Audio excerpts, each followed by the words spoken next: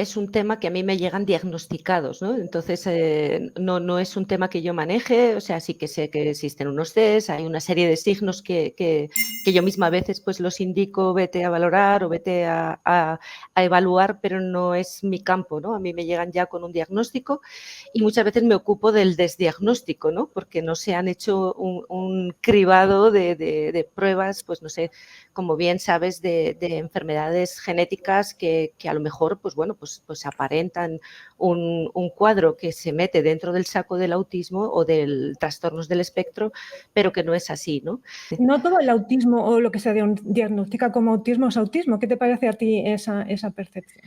Sí, a ver, en general los signos de alerta o lo que más nos hace pensar que hay un problema en ese neurodesarrollo es la conducta asocial, el dejar de tener contacto visual, el dejar de tener interés en lo que nos rodea. El habla, ¿no? Yo un poquito por lo que me van describiendo la cantidad de personas con las que ya vas hablando a lo largo de los años, ¿no? Como niños que llevaban un desarrollo normal, a partir de un punto tienen una involución y pierden incluso el lenguaje. El lenguaje también es muy característico, ¿no? El no desarrollar el lenguaje o tener una pobreza que solo se comunican con algunas palabras y el resto de una manera gestual, ¿no? Incluso no tienen un desarrollo muchas veces del lenguaje a nivel intelectivo, ¿no? Que sería el primer paso. O sea, yo sé que un niño va avanzando cuando va desarrollando el lenguaje a nivel cognitivo, aunque todavía no tenga la palabra, y después ya se van desarrollando las palabras. Esos son yo creo que los signos, síntomas de alerta, ¿no? de que ahí está pasando algo, sobre todo cuando ha habido una evolución normal y de repente hay una involución, una pérdida del lenguaje, una pérdida de interés social y una pérdida de contacto. Pero en todo caso siempre yo creo que es muy importante eso, descartar esas posibles enfermedades genéticas, alteraciones metabólicas y bueno, pues situaciones que nos van a llevar a una Un diagnóstico erróneo al final, erróneo porque es completamente, ¿no? secundario a una alteración inicial, pero no es una...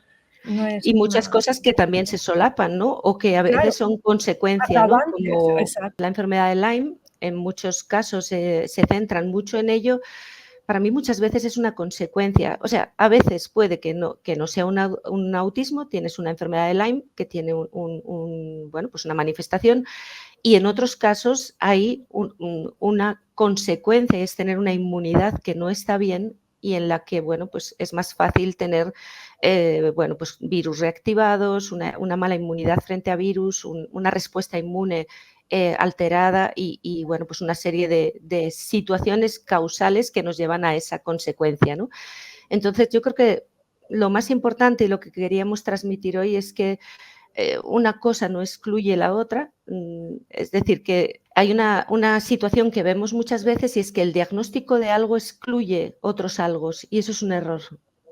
No tenemos que dejar de buscar situaciones por el hecho de haber encontrado una situación, porque suelen coexistir múltiples situaciones, ¿no? Así que, bueno, pues encontrar un positivo a Borrelia no dice que todo lo que le pasa al niño es por eso, y no encontrarlo tampoco excluye de otra serie de cosas, ¿no? O sea, tener simultáneamente la capacidad de ver la multicausalidad y el cómo una situación nos puede llevar a otra, ¿no? Efectivamente, claro, tenemos que individualizar, ¿no? Es como cuando hablamos de fiebre y en realidad lo estamos diagnosticando por los síntomas, ¿no? Pero ¿por qué tenemos fiebre? ¿Por qué tenemos esta alteración del funcionamiento cerebral que hay en este trastorno del espectro autista, ¿no? Eso es lo que tenemos que conseguir. ¿Qué importancia real tiene la genética en el desarrollo del trastorno del espectro autista? Sabemos que puede ir de un 20 a un 80 en función de que sea un autismo sindrómico o formas no sindrómicas, pero explícanos un poquito cuál es la relevancia de esta genética y sobre todo qué polimorfismos o qué variantes se asocian con un mayor riesgo, un riesgo incrementado a sufrir algún tipo de estos trastornos. Bueno, en parte de la genética, yo siempre digo que la genética hay que manifestarla, ¿no? Que es la epigenética, ¿no? Entonces nos pasa muchas veces que tenemos niños que les hacen todo el panel de estudio genético y es curioso porque resulta que encuentran una alteración, pero resulta también que esta alteración también la tiene uno de los padres que no tiene autismo, ¿no? Entonces, siempre decimos que la genética siempre es menos del 10%, porque la genética se tiene que expresar. Y aquí es donde la epigenética tiene mucho que decir, ¿no? Como sabéis, la epigenética es la expresión de los genes. Los genes pueden estar plegados y no expresarse. En este aspecto la metilación también nos ayuda a esconder genes malos, a que no los podamos manifestar, ¿no? Y eso es lo que sí que ha cambiado mucho en los últimos 30 años, porque la genética no ha dado tiempo a cambiar. Y en cambio hemos visto todos un aumento impresionante del autismo, ¿no? Lo que ha cambiado es la epigenética. La epigenética es la que hace que determinados genes que tendrían que estar escondidos se expresen. ¿Y qué es esa epigenética que ha cambiado? Bueno, por un lado, la nutrición es muy importante dentro de la expresión de lo que es la epigenética. La nutrición en el embarazo, lo que llamamos los primeros 1000 días de vida, son muy, muy importantes, ¿no? Para determinar qué genes se van a expresar. Y en estos primeros 1000 días de vida, en esta epigenética, influye mucho la nutrición, lo que hablábamos antes de la metilación.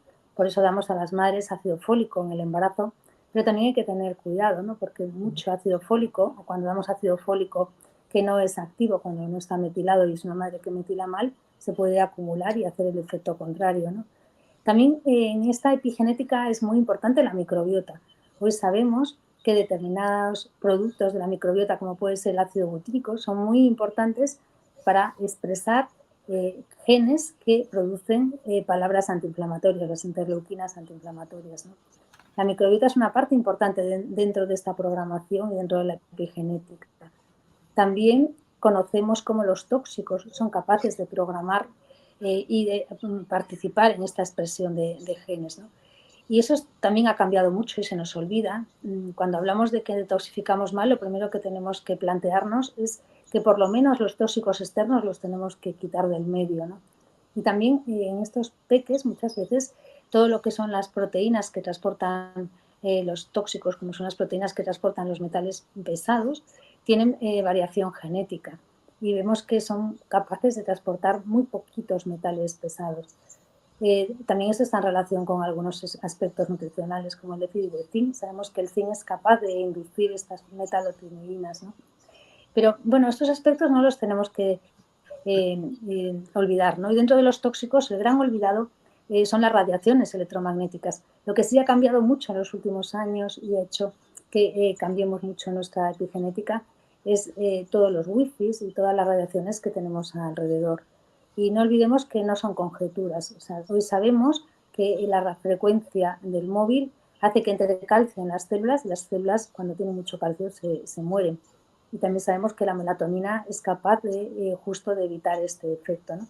Con lo cual, yo no dedicaría tantos esfuerzos a estudiar la genética como sí que dedicaría muchos esfuerzos a estudiar los metabolitos que se derivan de estas manifestaciones de la epigenética, ¿no? Eso creo que es un punto más importante, ¿no? Porque a fin de cuentas es lo que os estoy diciendo. Muchas veces vemos alteraciones en los padres y los padres no tienen ningún problema. Sí que hay enfermedades genéticas que se asocian con autismo, pero estas, como decía Ruth, son las menos. Es mucho más frecuente y el aumento del autismo ha sido más por toda la variación de la epigenética. Desde mi ángulo, ¿no?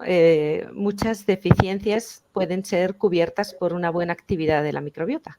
Es decir, ya sabemos que nuestra microbiota sintetiza vitaminas, sintetiza aminoácidos, sintetiza neurotransmisores, de manera que las deficiencias del huésped con una buena microbiota también se pueden compensar. Ahora bien, la importancia de la genética para mí va mucho más allá del diagnóstico de una patología concreta, sino que creo que tiene que caminar a ampliarse muchísimo. Es un mundo infinito, pero la genética puede predisponer. La genética predispone el ambiente y el ambiente es el que determina la microbiota, como ocurre con la celiaquía, ¿no? Entonces, bueno, vamos sumando datos y dándonos cuenta de que sí, evidentemente los factores ambientales en el aumento de la prevalencia del autismo, desde luego, son aplastantes porque si no, matemáticamente, si solo fuera genética, no sería posible.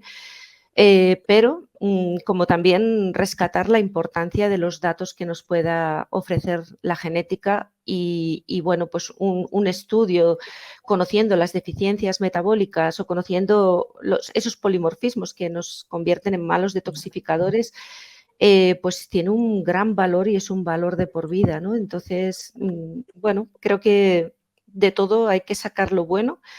Y cuando estudiamos profundamente todo esto, pues aprendemos también a cómo apoyar la salud en esa persona, independientemente de lo que padezca, ¿no? Entonces, bueno, sí, es una suma de tantas cosas que realmente este es un saco en el que podríamos estudiar años y años porque está implicado de todo, ¿no? Así es, la genética no condiciona en muchos de los casos, pero siempre, siempre predispone y por eso siempre hay que tenerla en cuenta. Habéis hablado de epigenoma, a mí es un campo que me apasiona. De hecho, los polimorfismos genéticos que más se asocian con autismo tienen que ver con mantener el epigenoma. Tienen que ver con un estado de condensación de la cromatina, tienen que ver con circuitos de regulación de la expresión génica, curiosamente. Y también con metilación, que Mar Vegara hablaba sobre eso, porque la metilación es un mecanismo de control del grado de condensación cromática y del grado de expresión de genes. Por eso el ciclo de la metilación parece estar tocado en la mayor parte de las personas que sufren autismo. Pero me gustaría, porque a veces malentendemos lo que significa epigenética y epigenoma, que nos explicarais un poquito, porque la genética puede ser, y el epigenoma puede ser heredado, pero también adquirido por esa interacción que tenemos con el medio ambiente. Y es especialmente importante la exposición que tenemos al medio ambiente en ese periodo perinatal que también ha nombrado Mar Vegara. Me gustaría que me dieseis hablaseis un poquito acerca de esa importancia del epigenoma, de la exposición en el ambiente perinatal, por qué es tan importante esa exposición, y creo que ahí radica la diferencia en ese incremento exponencial que ha habido en el número de casos de autismo. También somos mejores diagnosticándolo ahora, pero es obvio que hay más casos de autismo que ha habido nunca. ¿Por qué ese epigenoma heredado adquirido y por qué justo en el periodo perinatal es especialmente importante la exposición, el tipo de esposoma al que nos exponemos, y valga la redundancia? Dale, Mar. Bueno, este es mi tema favorito. Claro, esto es toda la programación en los primeros 1000 días de vida. Yo siempre, además, digo que no son los primeros 1000 días de vida, que debería ser ya antes de quedarnos embarazadas, porque el óvulo y el espermatozoide tardan 3 meses en formarse, ¿no? Entonces, cuando hay alguna mamá que nos dice, me quiero quedar embarazada, siempre decimos, espera, vamos a ver cómo está tu microbiota, vamos a ver cómo estás de tóxicos, ¿no? ¿Por qué este periodo? Porque es el periodo donde existe la máxima plasticidad, la máxima capacidad de adaptarnos al ambiente. Y esto es produciendo cambios en la expresión de los genes, efectivamente. Cuando el óvulo y el espermatozoide se juntan, hay como una apertura de todo nuestro material genético. Es como si el muelle se desdoblase para dejar todo al aire, ¿no? Y luego poquito a poco se van produciendo las marcas y vamos produciendo pues determinadas metilaciones de genes, que esos que están metilados normalmente no se van a expresar, ¿no? Y por eso es un periodo donde la plastilina está más blandita, es más fácil que el ambiente impacte en nuestros genes. No es el único periodo donde existe esta plasticidad. Esta plasticidad también existe en el embarazo, por eso lo mismo el embarazo para la mujer y la lactancia son también periodos donde existe gran cantidad de adaptación al ambiente de nuestra expresión de genes. Y también en la adolescencia. Son periodos donde existe una máxima intervención del ambiente en la expresión de nuestros genes. La epigenética se va a dar durante toda la vida, pero en otros periodos ya la plastilina va a ser más dura, va a ser más difícil moldear esta expresión, ¿no? Esto se vio primero con la nutrición. Se vio que cuando en el útero los niños tenían poca comida, es curioso, cuando era al principio del primer trimestre, pues no pasaba nada, los niños nacían gorditos, pero en la etapa adulta tenían más riesgo de enfermedades metabólicas, ¿no? Cuando el hambre era en el último trimestre, los niños nacían delgaditos, pero también tenían más riesgo de enfermedades metabólicas. Y esto es la teoría de Baker. Se dijo que el útero era como una cajita de predicción meteorológica. Entonces entendía el niño que no iba a tener comida y preparaba su metabolismo para ser ahorrador, ¿no?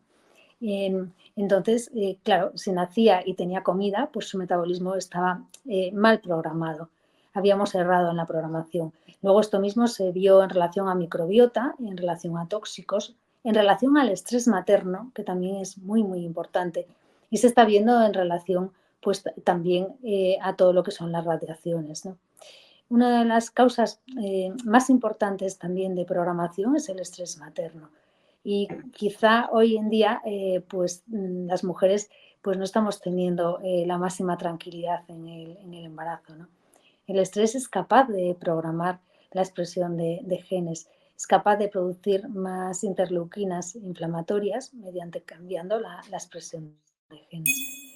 También, uno de los tóxicos más importantes y que hoy no tenemos mucho en cuenta y estamos empezando a tener en cuenta son las micotoxinas, ¿no? Las micotoxinas también estamos viendo que son uno de los grandes tóxicos que los tenemos olvidados, ¿no? Y bueno, un poco, no sé si queréis añadir algo más con respecto a esto, ¿no? Pero creo que los genes no ha dado tiempo a que cambien en estos últimos 30 años, pero sí ha cambiado mucho su expresión.